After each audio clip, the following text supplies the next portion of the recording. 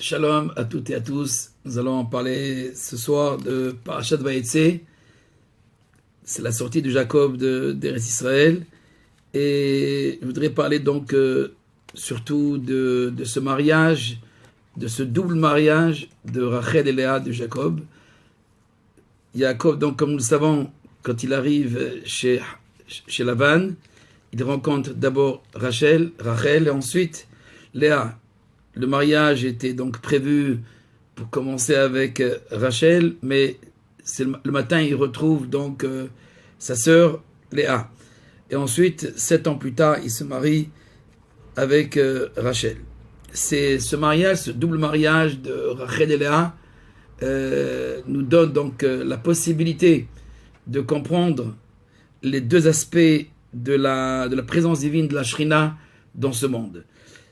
Ce double aspect donc de la Shrina, Rachel et Léa, on va le voir d'abord au niveau de 2 psokim, de 2 versets, et ensuite on approfondira l'idée donc de l'immanence donc de Dieu, cette expression du divin dans ce monde, ce qu'on appelle donc dans la tradition biblique et rabbinique aussi, kabbaliste aussi, ce qu'on appelle donc la Shrina. Alors au début il est écrit Batar, donc Léa, dans le mariage de Léa au 4e enfant, Bataro Batelet Ben Batome Apam Ode et Adonai Alken Karashemo Yehuda Bataamod Biledet. Elle conçut encore et mit au monde un fils, et elle dit, pour le coup, je rends grâce à l'Éternel, Ode et Adonai, donc je rends grâce à l'Éternel. C'est pourquoi elle le nomma Yehuda. Alors elle cessa d'enfanter. Ceci dit, donc, la naissance de Yehuda marque l'expression même de l'intériorité de la Shrina, puisque dans ce fils qui est Yehuda, Yehudi, donc c'est correspond donc à la tribu de Juda, le 4e enfant de Jacob, 4e enfant de Léa, avec cet enfant, il y a donc la révélation de Yud-Ke Vav-Ke, dans le nom Yehuda, le mot et le nom Yehuda, il y a Yud-Ke Vav-Ke, donc le tétragramme qui correspond donc à l'existence, à l'être primordial. Yehuda, Yud-Ke Vav-Ke, l'être qui n'a pas de début, qui n'a pas de fin. Le présent c'est un passé, le passé c'est un futur, le futur est un présent, le passé est un présent, c'est un présent parfait. Il correspond donc à tous les moments, avec tous les événements et avec toutes les créatures. Yehuda, donc, exprime bien Léa, donc cet enfant, le 4e, puisqu'elle cesse. Là, elle complète une première étape dans les naissances, dans les engendrements. Donc, Yehuda, lui, correspond donc à ce qu'on appelle l'intériorité de la Shrina, de la présence divine.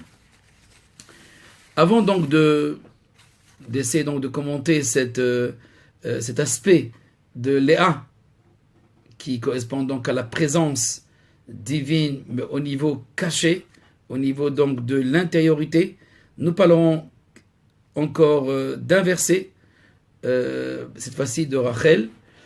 Vaïskor Elohim et Rachel, Dieu se souvint, s'est souvenu donc de Rachel. Vaishma Eléa Elohim, Vaiftah et Rahma, et il exauça, l'Éternel donc exauça, et lui donna la fécondité. Vaiftah et Rahma, Bata Batelet Ben, elle enfanta un enfant, Batomer, et elle dit, Asaf Elohim et Herpati, Dieu a effacé ma honte. Dieu a effacé ma honte. Asaf Elohim et Herpati. Et donc, avec Rachel, cet enfant, ce mariage qui a duré donc une longue attente, très très grande attente, mais il arrive, Rachel, donc elle enfante, et juste avant l'enfantement, avant donc la naissance de son fils Yosef, qui correspond à l'extériorité, comme elle d'ailleurs, à l'extériorité, à la beauté, à l'esthétique, donc à l'extériorité de la présence divine, le terme qui est utilisé au niveau du divin est Vaïskor Elohim, et Dieu, Elohim, s'est souvenu ou se souvint de Rachel. Dieu se souvient de Rachel. Vaïskor Elohim et Rachel. Alors que pour Léa, le terme qui est utilisé Apam Ode l'Adonai, donc c'est Odel Hashem, je remercie, je rends grâce à Yud-Ke, à l'éternel, Yud-Ke, donc à l'intériorité, au Dieu donc, qui est avant la création, on va l'appeler ainsi, au transcendant.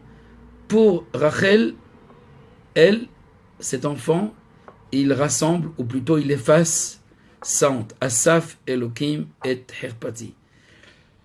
Il y a comme une réparation qui est faite. Asaf, Elohim et Herpati. Sans enfant, Rachel se considère comme la honte.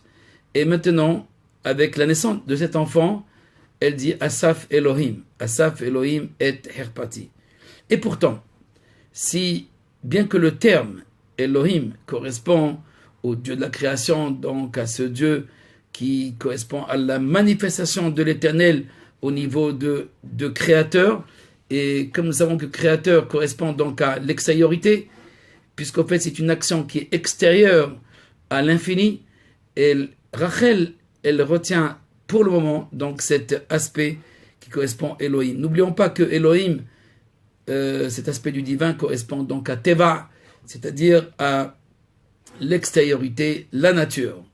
Par contre, Léa, elle remercie le Dieu caché, non pas ce Dieu manifesté, réellement manifesté, mais ce Dieu caché, ce Dieu qui est avant la création.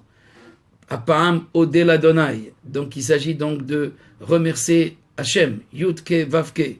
C'est l'Éternel qui existe avant.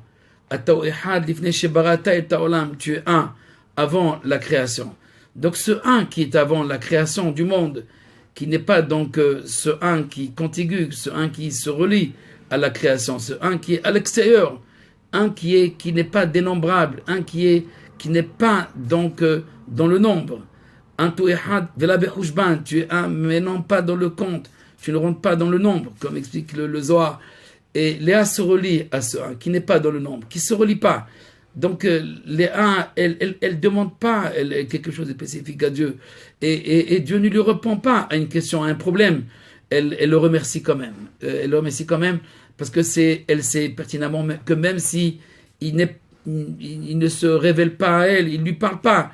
Alors que pour Rachel, il y a une intimité entre elle et Dieu. Vaïskor Elohim et Rachel. Vaïskor et Elohim et Rachel.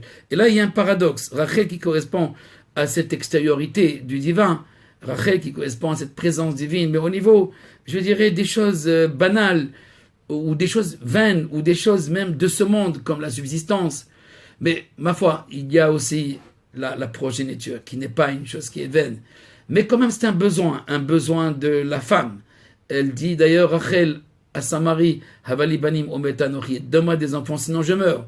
Et son mari qui se met en colère, est-ce que je suis la place de Dieu pour me demander à moi de te donner un enfant? Même si nos maîtres voient dans la réponse de Jacob une réponse très négative, qui c'est pas comme ça qu'on répond à une femme qui est dans la douleur, à savoir dans l'angoisse d'être stérile.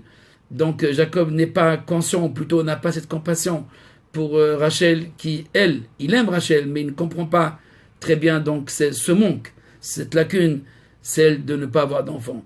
Et c'est Dieu lui-même. Vaïskor Elohim et Rachel. Dieu se souvient. Il se souvient donc de Rachel. Il se souvient de Rachel et il exauça en lui donnant donc le fruit de la fécondité. Ceci dit que, d'après le Ramchal, dans sa Maragéoula, selon le Zohar aussi, selon donc le Midrash, il y aurait deux aspects dans la délivrance. Un premier aspect qui s'appelle le même titre qu'il utilisait pour Rachel, mais contrairement à ce qu'on pense, il correspond à un niveau extérieur de la Géoula. C'est-à-dire, le verset dit Vaïskor Elohim et Rachel. Dieu se souvient donc de elle. Vaïskor Zechira, donc ce souvenir, le souvenir, il faut pas le comprendre comme on le pense, c'est-à-dire comme quelque chose qu'on a oublié. Dès qu'on dit se souvenir, c'est on oublie quelque chose, et là, il se souvient d'elle, un peu comme le peuple d'Israël à la veille de la sortie d'Égypte, où Dieu dit, où le verset rapporte donc Vaïskor Elohim, Dieu se souvient donc de leur douleur, les douleurs de l'enfantement, ces douleurs difficiles. Il se souvient. aussi. Vaiskor Elohim etna katan. Encore une fois, le terme qui est utilisé au niveau du divin, c'est Elohim, cet aspect donc de l'immanence, c'est-à-dire ce Dieu qui est contigu, ce Dieu qui se relie, qui s'attache aux créatures. Il y a un niveau divin qui ne s'attache pas aux créatures, ou plutôt qui est au-delà, au-dessus des créatures. Et il s'appelle le transcendant, le Yud Ke Vav Ke, le tétragramme, Yud He Vav Ke. Ceci dit, voilà, Vaiskor, qui est, d'après le Ramchal, la Zechira, qui est l'étape sublime de la délivrance, il est rapporté à propos de Rachel. Par contre, l'étape qui est Pakad, Vaivkod Elokim, Vaivkod Pekida, Yosef d'ailleurs, avant de mourir, va dire à ses frères qui sont en Égypte, l'exil n'a pas encore réellement commencé, mais il dit à ses frères, Pakod Ivkod Elokim Etrem, Dieu vous délivrera. Mais il y a plusieurs manières, plusieurs mots pour exprimer la délivrance.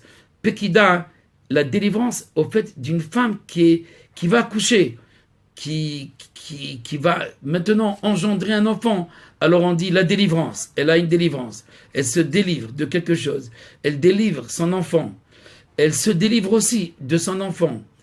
Cette Pekida, d'après le Ramchal, c'est la première étape de la délivrance. La première étape de la délivrance, et elle est représentée par qui? Par Joseph.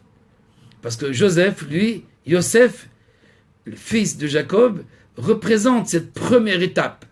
On va tout de suite expliquer que c'est cette première étape, mais la Zechira, elle est rapportée par rapport à la deuxième étape, le souvenir. Donc c'est le Zachar, c'est le masculin.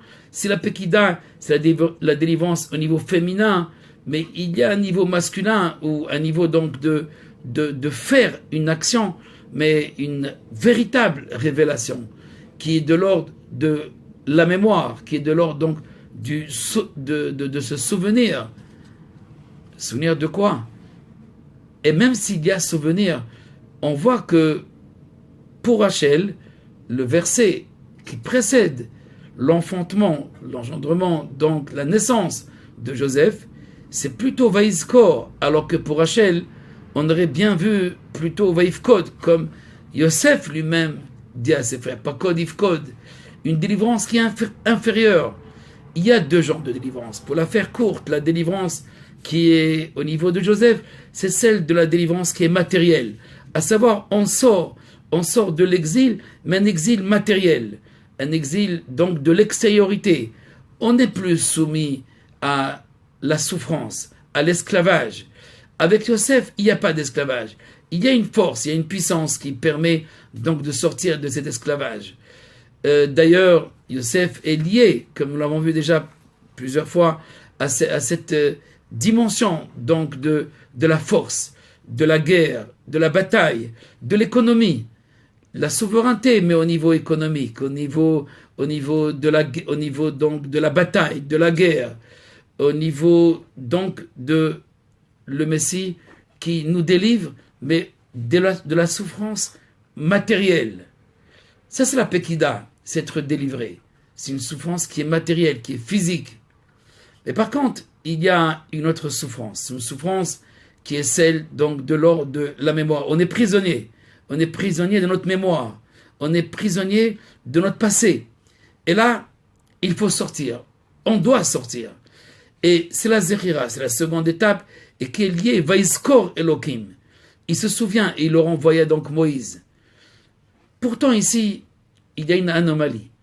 Pour Rachel, alors qui est la première étape de la Géoula, la première étape de la délivrance, comme nous allons tout de suite le voir, le verbe qui est utilisé, c'est celui donc de Vaïskor Elokim, et Dieu se souvint de Rachel. Pourquoi donc ce Vaïskor? Alors, Rashi lui-même, qui rapporte le Midrash, Zacha la shemasra simaneha la chota. Alors Dieu se souvient, ou plutôt il prend en considération l'action, la bonne action qu'elle a fait. Quelle bonne action a fait Rachel? Eh bien, elle a donné les signes, le signe, ou plutôt le secret le secret donc de la rencontre, le secret de l'union, le secret de l'union ou de son rapport, de sa relation avec Jacob. Parce que Jacob, il savait très bien avec qui il avait affaire, ce roublard qui s'appelle Lavan, donc le père de Léa et Rachel. Et il dit à sa femme bien-aimée, qu'il aime beaucoup, qui est amoureux d'elle, Rachel, et il lui dit, pour ne pas que ton père me trompe, tu sais, alors voilà le signe, quand je dirai ceci, tu me répondras cela.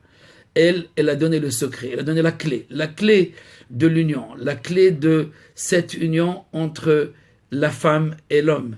Et cette Rachel, elle va donner le secret à sa sœur aînée, Léa, pour que Léa, elle se marie d'abord avec Jacob. Elle se met en danger, parce que peut-être Jacob va refuser un second mariage, et donc elle va se retrouver toute seule.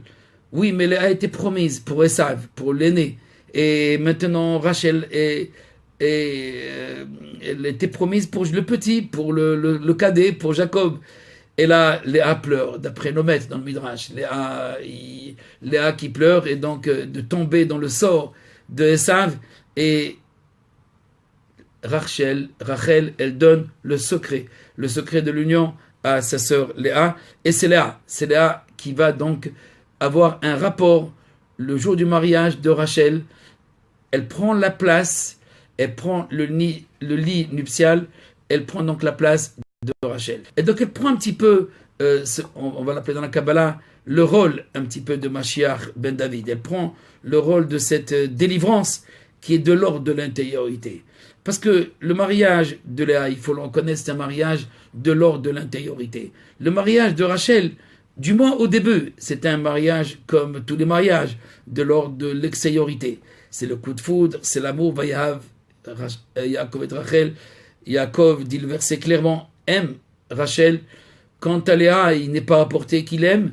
Et il se marie quand même avec elle, mais il n'est pas parlé donc d'amour. C'est la mère de ses enfants. Quant à Rachel, elle, c'est le grand amour, mais elle n'a pas d'enfant. Elle est stérile.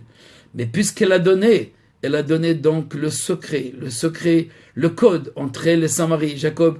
Alors, elle prend aussi le secret du Messie. Et il est écrit, justement, à ce propos-là, Yosef li Adonai ben Aher, d'après le Ramchal dans Rezin Genizin, quand elle donne un nom à son fils, Yosef, elle donne deux raisons. La première raison, c'est Asaph, Adonai et Helpati, Dieu a rassemblé. Yosef, Asaph, rassemblé. Yosef qui rassemble, Asaph et Helpati, Dieu a rassemblé Maont. Il a effacé plutôt Maont. Asaph, mais il y a donc cette connotation de rassembler. Il a effacé, il a pris Maont. Et tout de suite après, Vatikra et Shemo Yosef, elle appela donc Yosef, Rachel appelle son fils Yosef, les morts en disant Yosef Adonai li ben Aher. Hachem, cette fois-ci c'est le tétragramme, m'ajoutera encore un autre enfant. Il m'ajoutera un autre enfant, et là c'est Yosef, ajoutera un autre enfant, et là le terme ou le verbe divin qui est utilisé, le terme divin c'est Hachem, l'éternel. L'éternel, et le Ramchal explique dans Razin Gizin, il s'agit de Mashiach ben David. Donc Binyamin, le second enfant de Rachel, correspond au Mashiach ben David. Si le premier, Yosef, correspond au Mashiach ben Yosef, le Messie fils de Joseph, le second, un rapport avec Yehuda. Nous verrons donc ce rapport très étroit entre Binyamin, non pas seulement au niveau géographique, mais au niveau aussi mystique, au niveau philosophique. Donc il y a un rapport entre ces deux âmes. C'est Shaoul de la tribu de Binyamin qui prépare, donc qui introduit l'intronisation donc de la royauté en Israël. Mais il donne la place par son fils Jonathan, il donne la place à David. Donc Rachel, elle est l'essentiel, on va dire, elle est l'essentiel au niveau même de Mashiach ben Yosef, parce qu'il donne le premier fils qui correspond à ce qui délivre le peuple d'Israël au niveau de la souffrance physique, l'Égypte. Donc il les délivre de l'Égypte, de la souffrance, mais il les délivre aussi de la haute Égypte, c'est-à-dire de l'intériorité de l'Égypte, qui est celle des divinités, des conceptions donc païennes qui soumettent aussi le peuple d'Israël à un pouvoir qui est de l'ordre aussi de l'intériorité, mais de l'autre côté, de la sitra achra, c'est-à-dire de l'idolâtrie, du paganisme. Ceci dit, résumons dans cette première partie, par les enfants, c'est-à-dire les engendrements comme le fruit, révèlent donc la matrice. Qu'est-ce qu'il y a dans la maman? Alors, il y a Léa et Rachel. Léa, c'est la femme cachée, c'est la femme qui est dans cette douleur intérieure. Elle a peur de tomber, elle craint, elle appréhende l'autre. Elle ne fait pas confiance à l'autre. Elle ne sait pas qui est l'autre. Elle connaît Dieu parce qu'elle fait confiance à Dieu. Mais l'homme, elle ne fait pas confiance. Et pourtant, il y a un homme saint, un homme qui s'appelle Jacob. Mais lui, bon, il ne la choisit pas. Ses yeux ne se tournent pas vers elle. Ils se tournent vers Rachel. Rachel, elle donne les signes. Elle donne les signes à qui? À sa sœur. Et voilà, sa sœur, elle se marie avec Jacob et elle donne, dans une première étape, 4 enfants. 4 enfants. Au quatrième lettre du nom divin, c'est le tétragramme, Odel Hashem, Yehudi, celui qui remercie, celui qui glorifie, celui qui rend grâce. Rachel, elle, c'est une autre étape, c'est un autre aspect. Si Léa correspond, donc rendre grâce, remercier, reconnaître, c'est plutôt reconnaître, modé, à dire, reconnaître l'origine de tous les événements, reconnaître la source cachée de tout ce qui existe. Cette reconnaissance, c'est le Yud Kevavke. Il est insondable, c'est vrai, ce Dieu transcendant. Mais il va maintenant s'exprimer à travers cet enfant, le 4e enfant de Léa, et qui s'appelle Yehuda. Yehuda, il y a le nom Yud Kevavke et la lettre Dalet, qui correspond aux 4 lettres, au tétragramme du nom transcendant Yud Kevavke. Si Léa correspond à cette intériorité, à ce transcendant, à cet être qui est avant la création et qui n'est pas du tout lié à la nature. Par contre, nous avons une manifestation de Dieu qui s'appelle Elohim et qui, elle, comme nous l'avons déjà vu, elle correspond à ce incontigu, à ce Dieu unique, oui, mais qui est lié, qui se relie volontairement à cette création, aux créatures. Et Rachel, elle a ce rapport avec ce Dieu, parce que elle travaille comme Yosef. C'est dans l'œuvre, c'est dans le travail, c'est dans l'action, c'est dans la nature, c'est dans cette action de travailler la terre, de ramasser, comme Asaph, Alomim, rassembler les gerbes de la terre, rassembler les fruits, rassembler donc la kalkala, l'économie, s'il faut la bataille aussi, la conquête, mais reconnaître en chaque instant qu'il y a un ordre divin qui se révèle dans ce monde. Ça c'est Yosef, ça c'est Rachel, Roa et Son Avia, c'est la bergère, et la bergère du troupeau de son père. Elle connaît donc le monde animal, le monde végétal. Quant à Léa, qui correspond plus à ce Jacob de l'intériorité, Ishtam Yoshevalim, l'homme pur et intègre qui habite les tentes. Mais voilà, comme nous avons vu que Jacob préfère l'extériorité. Il a une attirance vers cette extériorité, vers cette beauté. Et pour le tikkun, alors il préfère a priori le mariage avec cette ordre, cette dimension qui s'appelle Rachel. Mais voilà, Rachel, elle va jouer un rôle, mais contraire à son intériorité, à sa nature, je dirais plutôt, à sa nature, à son essence. Elle va utiliser la voix de Léa, déjà en donnant sa place à Léa. Donc, comme si elle prenait la place de Léa. Léa prend la place de Rachel, et Rachel prend la place de Léa. Il y a déjà une communication, il y a déjà une union qui va se faire dans ces deux aspects du divin qui ne sauraient être séparés. Mais voilà, l'histoire biblique est une historiosophie, c'est l'histoire aussi divine, c'est l'histoire qui va nous apprendre aussi les deux aspects de Dieu qui ne devraient pas être séparés. Soit il est vrai qu'il y a un aspect qu'on appelle donc l'aspect divin qui est de l'ordre de l'extériorité. C'est Rachel, c'est elle qui travaille, c'est elle qui œuvre. La bergère, c'est un peu comme Esav, et son fils Yosef aussi, un peu comme Esav, parce qu'il rassemble aussi les gerbes. Aussi, c'est Mechalkel, il donne l'économie, il nourrit le peuple, il nourrit toute la nation, il nourrit le monde. Et il y a un autre aspect aussi, celui donc qui protège le monde, qui le protège. Cet aspect correspond à la Pekida, à la délivrance qui est matérielle.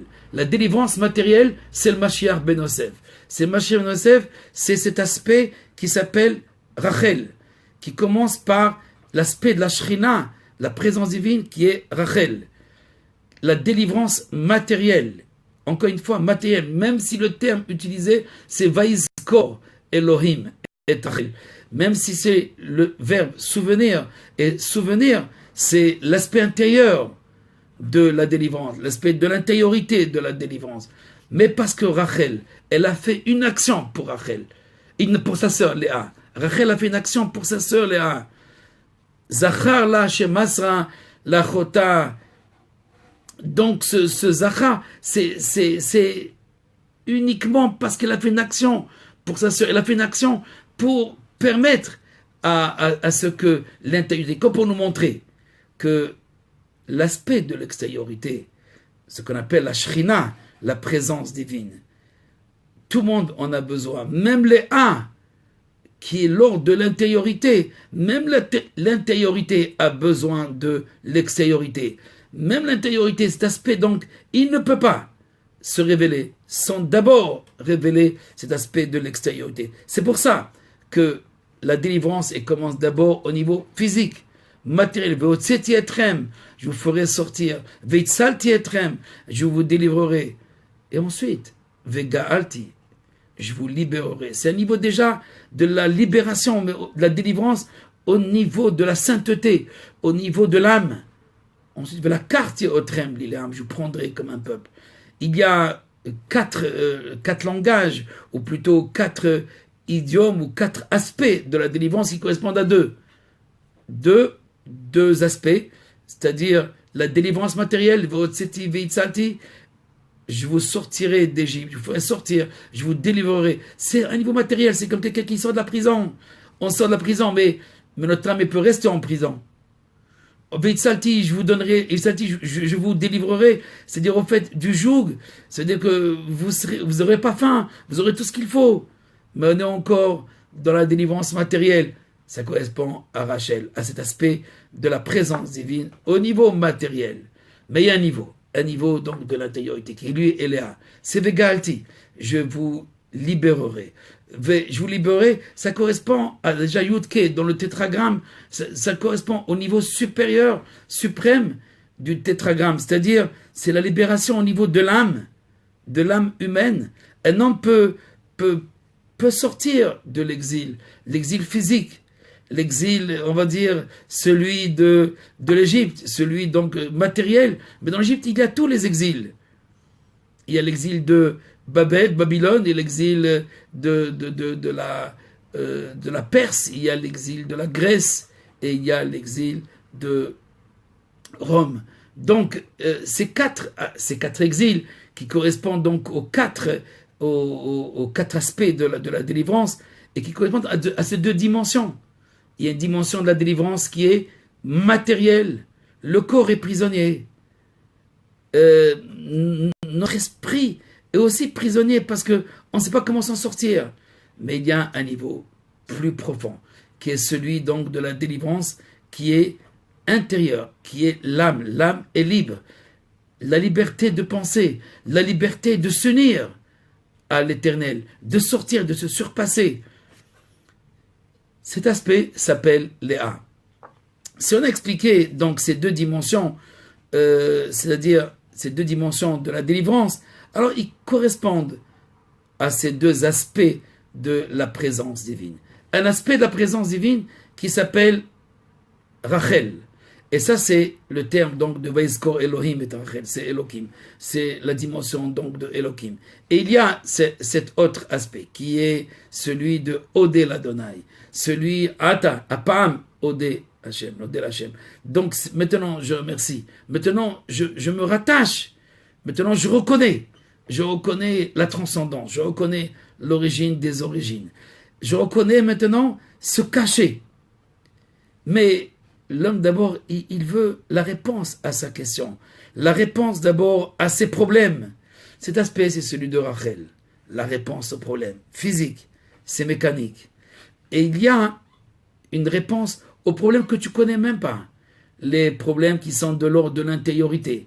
Et ceux-là, ils sont liés à la transcendance. Ils sont liés à cette présence divine, mais de l'ordre de Léa. Léa, d'ailleurs, le terme de Léa, c'est Ha'el. C'est Ha'el, c'est ce niveau donc de l'éternel. L'éternel, Ha'el, Had, Yahid, Miyuchad, l'unique, l'unité absolue. Pas ce un contigu, mais ce un qui est transcendant, un qui est un Touéhad, le Hujban, ce un qui n'est pas dans le Hujban, qui n'est pas dans le compte, qui n'est pas dans le nombre. À savoir, qui n'est pas par rapport à mes attentes, à moi, à ce que je veux. Quand on est dans l'attente, dans le vouloir, alors on est dans cette attente de la délivrance matérielle. Nous sommes liés donc à cet aspect de l'extériorité. C'est pour ça qu'il décrit Baïftah et Rahma. Il est ce niveau donc de la Chitzoniut, au niveau donc de l'ouverture de la matrice. Elle sent une délivrance. C'est une délivrance, elle se délivre de quelque chose qu'elle porte longtemps. C'est la souffrance matérielle qu'elle porte longtemps. Mais il y a quelque chose qui est caché. C'est ça la mémoire, quelque chose qui est de l'ordre, qui est caché, qu'on a oublié déjà, que seule notre âme connaît. Et cet aspect qui est celui donc de la relation, de l'ordre de la sainteté, de l'ordre donc de l'union avec l'infini, l'union avec le transcendant. Cet aspect du divin, il se révèle avec Léa.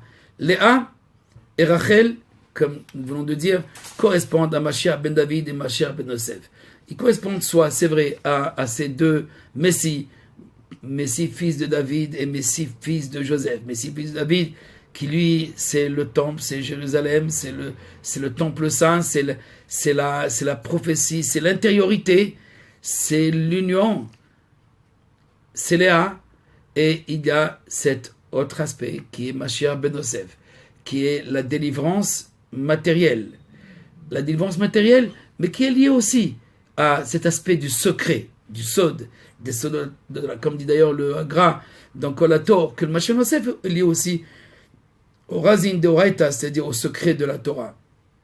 Ceci dit, que Yosef reste quand même celui qui s'occupe de la matérialité, Yosef et Yehuda, qui correspondent, je dirais, à ces deux voies primordiales. La voie donc de la connaissance qui est sensorielle, celle qui est liée donc à nos sens. C'est la voie donc de l'expérience. Et ça date, elle aussi correspond à cet aspect de Rachel. Rachel, c'est le Etzadat, c'est le monde matériel, c'est le savoir inférieur, la connaissance inférieure, c'est pas péjoratif, la connaissance d'en bas. Et il y a une autre connaissance. Il y a une autre connaissance qui correspond au Etzraïm et qui est donc la voix de Léa. Léa qui, elle, correspond donc à l'inspiration prophétique, qui est dans une relation qui est d'un ordre, qui est secret. C'est le secret, le véritable secret. Le véritable secret. Même si Rachel, Jacob lui a donné ce secret. Jacob lui a appris les secrets. Mais elle a donné le simanim. Elle a donné le secret. Elle a donné le secret à sa sœur. Sa sœur, elle connaissait le secret. Mais cette action formidable de Rachel, qui donne sa place, elle donne même cette partie, cet aspect, parce que par Rachel devait venir aussi bien Mashiach ben Yosef et aussi bien Mashiach ben David. Comme nous l'avons vu d'après le Ramchal dans Razin Genizin, il y a aussi Asaf Elohim et Yosef Adonai. Il y a Elohim et Havaya. Elle a ce double aspect. Elle a ce double aspect, Rachel. Mais elle donne. Elle remet les choses à leur place. Léa correspond à Yehuda et correspond à ce Yud Kevavke, à ce Dieu transcendant.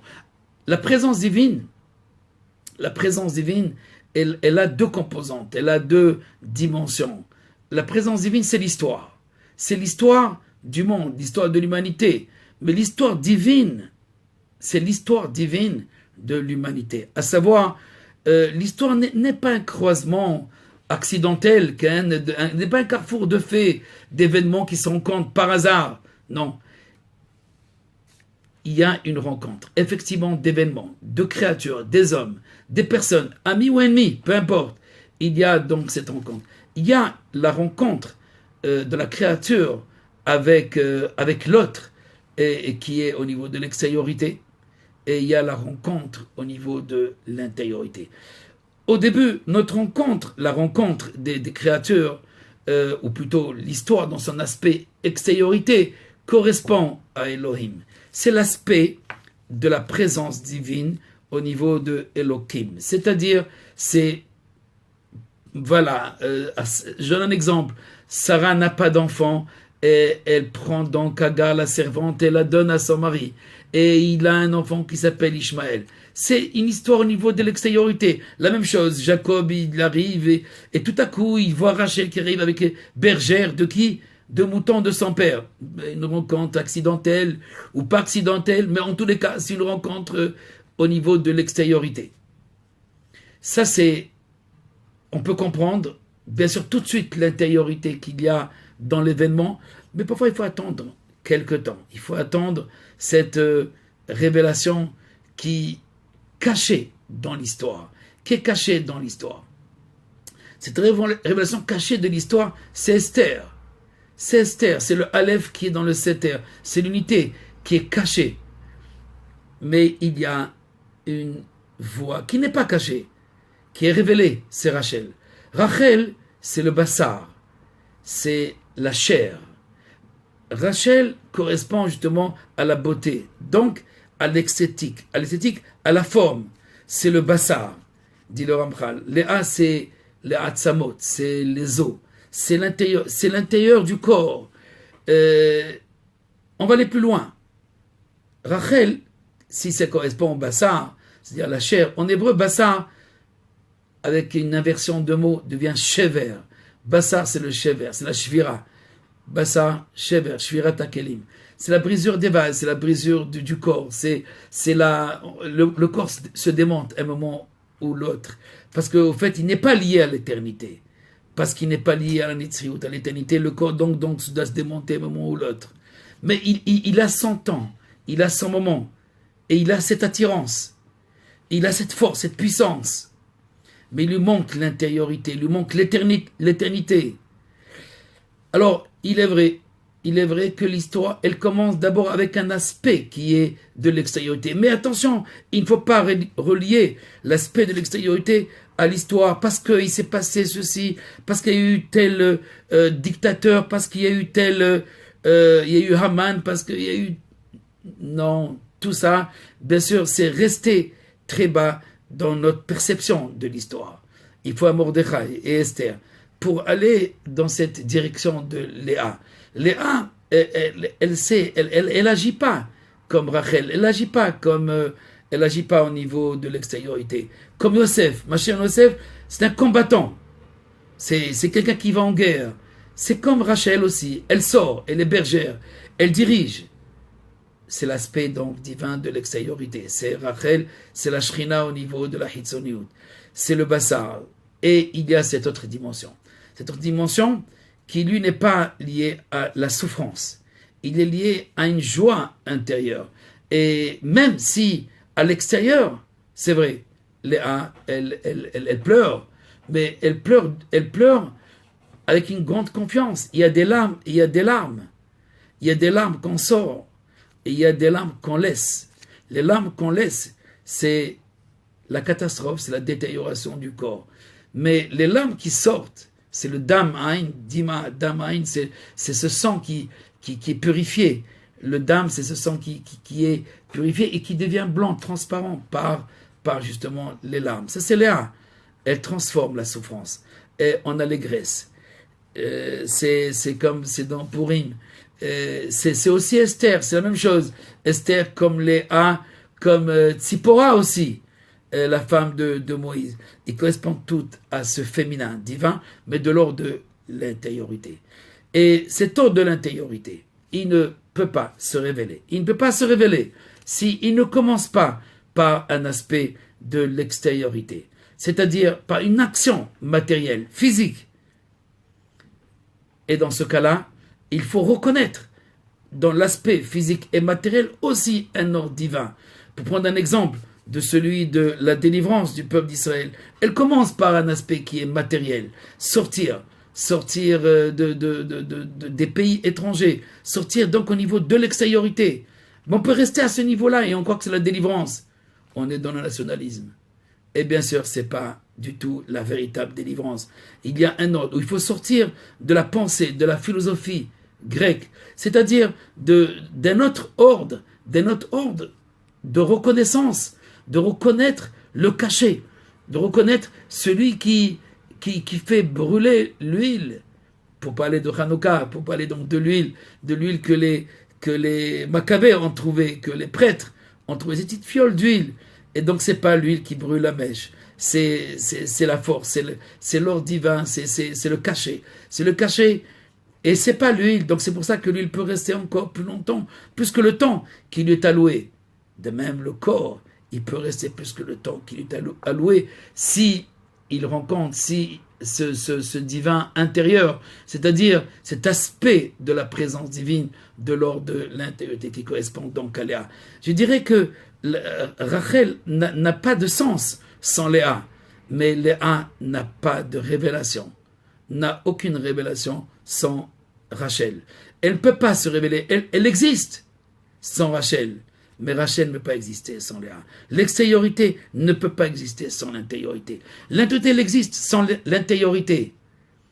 Léa, elle existe sans Rachel, mais elle ne peut pas se révéler. Elle ne peut pas se révéler. Elle se révèle grâce à cette extériorité, à cet aspect de l'extériorité. C'est pour ça que le verset, à propos de la délivrance, Kumi Uri qui va horaire. Kumi Uri, le Ramchal explique dans le Maragioula, d'abord il faut se lever. Il faut se lever. Le corps doit se lever. Qui va horaire. Lève-toi ma lumière, parce que la lumière est arrivée. Hitoreri, réveille-toi. Donc il y a un réveil d'abord au niveau de l'extériorité. Il y a un niveau où prendre conscience que l'extériorité est animée par autre chose. Et l'extériorité, c'est pas parce que des politiciens ou par des capitaines ont choisi ou ont décidé telle ou telle chose.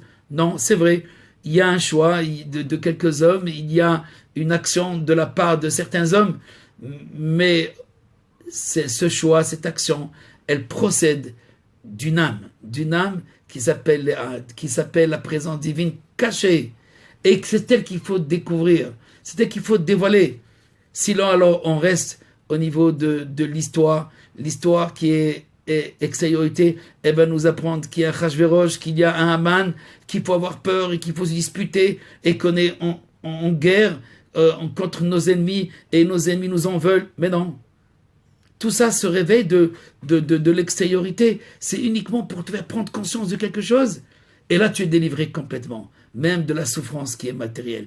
Mais la matérialité ou la souffrance de l'ordre du matériel, elle ne peut pas finir, elle ne finira jamais tout le temps qu'il n'y a pas ce dévoilement de Yehuda, de ce Yud Kebavke, de cette intériorité qui est l'être primordial, qui se révèle. Conclusion, la Shrina, c'est l'expression du divin dans ce monde.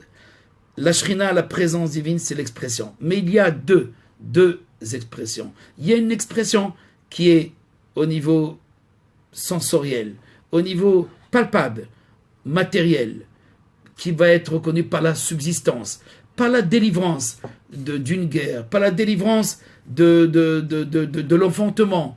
Et ça, c'est Rachel. Et il y a une délivrance des pensées, une délivrance de la philosophie humaine, de la philosophie ou de l'humain, à savoir de la pensée humaine, qui Adonai Yodea Marchevot Adam, qui est Mahabel, car Dieu connaît la pensée humaine, la pensée de l'homme, c'est vanité. Donc la pensée qui est vanité, donc sortir de la vanité, sortir de cette vanité, de l'orgueil de la pensée, de l'orgueil de la philosophie, de l'arrogance de la science, de l'arrogance, même si c'est une réalité qui nous explique et qui nous permet d'avancer, qui nous permet d'agir.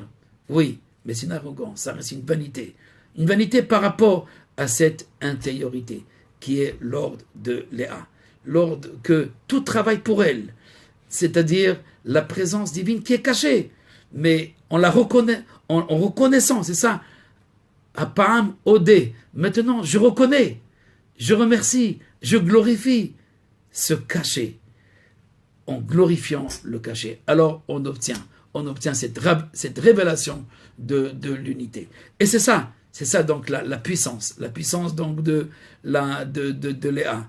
Elle n'a rien fait du tout, mais on va venir lui remettre les signes. On lui remet les signes donc de l'union. Même si ces signes sont là, mais il faut les révéler, il faut les dire. Rachel, l'extériorité, la tzadéket, elle a fait cette action. Elle a reconnu aussi, que tout procède par un ordre qui est caché. Et celui qui dirige tous les événements, toutes les créatures, il est caché. Mais c'est ce caché qui, lui, a besoin des hommes. Il a besoin de personnes qui sont puissants, qui ont la force, comme dans l'armée, comme dans l'économie, et qui se la ferment, et qui se disent, c'est toi l'Éternel, c'est toi qui dis. Comme Yosef, qui dit à Paro qui à un moment donné dit, existe-t-il un homme divin comme cette créature qui s'appelle Joseph?